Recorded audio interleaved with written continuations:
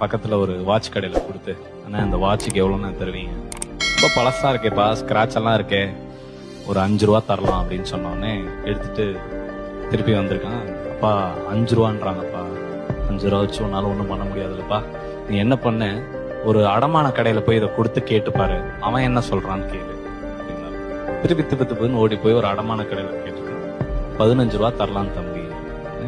திருப்பி அப்பா 15 ரூபா சொல்றாங்க. 15 ரூபா வச்சு ஒன்றும் பண்ண முடியாதுல்லப்பா.